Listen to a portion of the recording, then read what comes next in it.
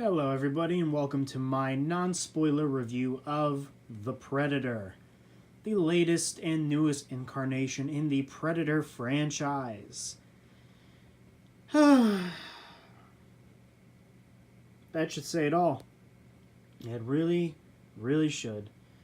As I've noted, and as the title suggests, this is a non-spoiler review, so don't worry about it. I'm not going to be revealing anything that should ruin your experience, but let me tell you, the experience will be ruined without my help, without my assistance.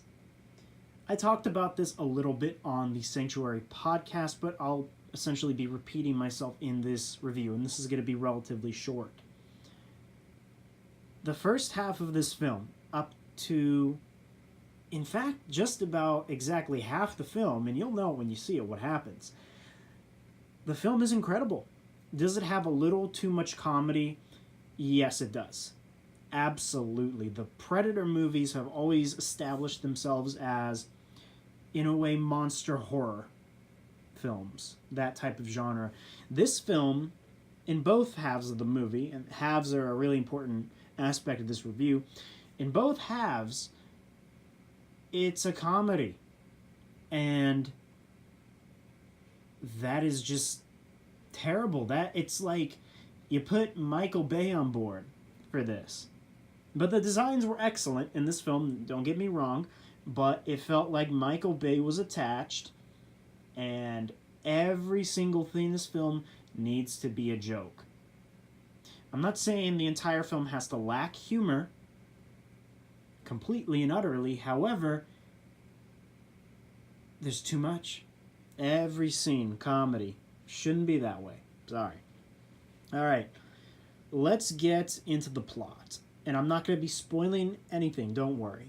Everything I'm going to say is going to be based off the trailer. Essentially, and this is in the trailer, the fugitive predator crash lands on a ship on planet Earth, followed by the upgrade predator.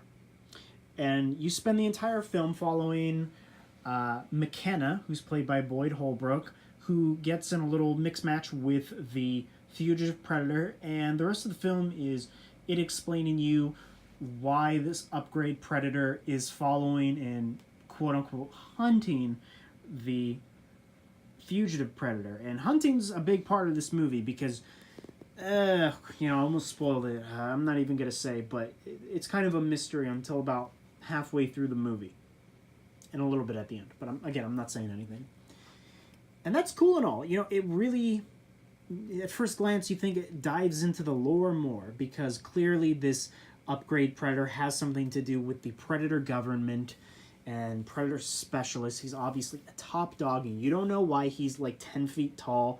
You don't know why he's just so gigantic compared to normal predators, which is why they had to make him CGI. And that's cool. I thought that was excellent in the first half of the movie because you're so excited to see why it is this thing is so big and why it's trying to track down this fugitive predator. Why is it a fugitive predator? What did it do? Was it a traitor? Did it steal something? What did it do? That's kind of your thought process going into the first half. And the first half is incredible. I cannot emphasize how beautiful the first half is. And I say beautiful because, and I've said this in plenty of videos, I grew up with Predator, I grew up with Aliens. It's my main thing in my channel, basically, besides like X-Men and stuff. So, throughout the movie, I'm getting goosebumps. And throughout the entire movie, I'm getting so much nostalgia because it's a guy in the suit. It's a guy in a predator suit, and it just feels like the original. There's a scene where, I'm not going to explain how, but the fugitive predator doesn't have armor on, and he's killing people. I'm not going to explain the context. He is ripping people apart with his bare hands. He's using their guns against people. He's doing all this crazy stuff. And don't worry, that's not a spoiler. In fact, you see that in the trailer. And it just shows, the writers wanted to show you this is what the predators can do, even without their armor. That's how incredibly powerful they are. And that's that. And there are plenty of other instances throughout the film where it takes place in a jungle, as seen in the trailer, and that's as much as I'll say about that. But those scenes were incredible, CGI or not. And the soundtrack was perfect because they used the original soundtrack from the first Predator and throughout the entire trilogy, which was all the same music basically. So that was excellent. But let me tell you something about that. The only reason they use that classic music is to hide how crappy their storyline is about to turn out to be. Okay? Now, I'm not going to say anything but one thing, and it's not a spoiler. The director, Shane Black, who was also Hawkins in the first Predator movie, the Predator's first kill, so that man is a legend. And okay, let me track back a bit. He directed Iron Man 3. Let's talk about Iron Man 3. The kid in the movie. Now, personally, I thought that storyline was garbage. Every time that kid was on the screen, and excuse my profanity, but I didn't give a fuck about that kid. I wanted him off the screen. I didn't come here to see a movie about a kid. I came here to see a movie about Iron Man. I came into this film wanting to see Predators. I came out this film watching a movie about a kid. McKenna's son. I don't care about this child. And I don't care what he has to do with the storyline. I understand the character's motivation is to protect his son, and that's fine and dandy. You can do that with a lot of films, and you have done that with a lot of films. However, when you integrate the child so heavily and so crucially into the storyline, and specifically, hint, hint, into the Predator lore, it gets ridiculous. And that's why the first half is good, because there's hardly any scenes with the child. You don't know why the child is significant. The second half, you're literally thinking, I crap you not, you're thinking, what happened? There's such a loss of continuity. There's such a loss of storyline. You're jumping from what seemed to be an excellent sequel to something that is, I can't even put it in words, how horrific and how dumb it is. And that's where it tracks down to. It's dumb. You can have a storyline end, and you'll think, okay, well, it maybe didn't go as I planned, but it was still pretty good. It was still, it worked with the story. This film, you're thinking, oh my God, what happened? What happened? Out of all the options you could take to take this storyline, and you choose that? Were you deaf and blind in the first Predator playing Hawkins? Were you deaf and blind? Were you not aware of what was going on, of why that movie did so well? And that's that. Again, when the guy in the suit, in the Fugitive Predator suit, is on screen, you're clapping, you're cheering, because it is such a nostalgia upper. It's brilliant. And I'm not blaming this movie because of the CGI. The CGI was terrible, I'll give it that, but I'm not a CGI whore. I don't care. Unless it's something absolutely terrible. Was the CGI great? Nah. Did it work? Sure. Why did they use CGI Predator blood? I don't know. Don't ask me why. But they did. And it's not that I hated the CGI Predator, it's that there was too much of him and not much of the guy in the suit. And I wasn't born in the 80s, or I was late 90s, but I can still sincerely appreciate these practical effects. I couldn't appreciate them in Star Wars because I didn't really grow up with Star Wars, but I grew up with the Predators, and I grew up with the aliens. So this meant a lot to my heart, And that's why I loved the first half so much. It had a good story, it had good pacing.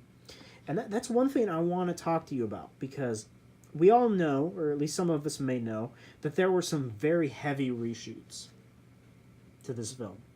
One that clearly had a huge impact on the second half of the film, which is where continuity is lost. And I'll get into that on my spoiler review, which should be in the next week, I'm hoping. I don't know. It's going to be a long video, because I'm going into Easter eggs, references, and the like. So yeah. Just know that there were heavy reshoots, and clearly they just lost it. So let me rank the actually, before I rank, just because I mentioned Easter eggs, there were an enormous amount of Easter eggs in here that I so heavily appreciated. They did so well with the Easter eggs. Thank you. The one good thing you did. I thought they were excellent. If you watch all three films as heavily as I did as a kid, you're going to recognize them just like that. Trust me. So I'm going to rate this film, or rank it rather. My favorite is 1987 Predator. Predators. Then Predator 2. I know Predator 2 is a classic, but it wasn't that great of a movie.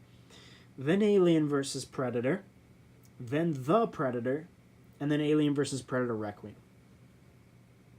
And that's where I'm at. So, Shane Black, I really trusted you with this one, man. You kind of screwed up Iron Man a little bit. Okay, whatever. They kind of fixed that, but there's no fixing this. You've literally ruined the Predator franchise for the rest of its existence. So thank you so much for that. Thank you, because they're not going to do sequels that ignore this one. Everything that follows is going to be canon with this. So thank you for this huge piece of just rubble in the middle of the road. Thank you for that. Thank you so much. You suck, Shane Black.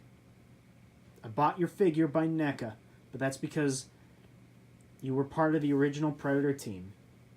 And I trusted you, my friend, but you really screwed the pooch.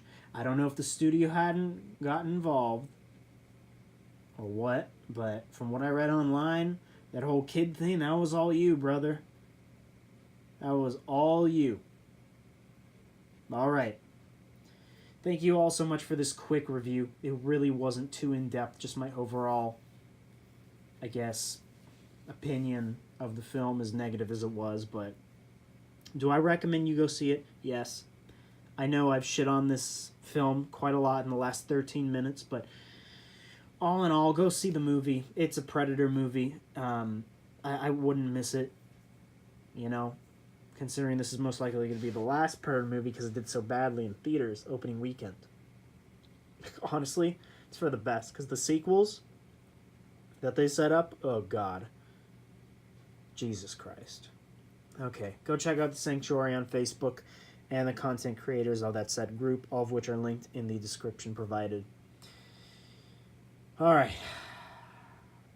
I'm still going to buy the figures and go bankrupt. Okay, peace out, fellas. Take care.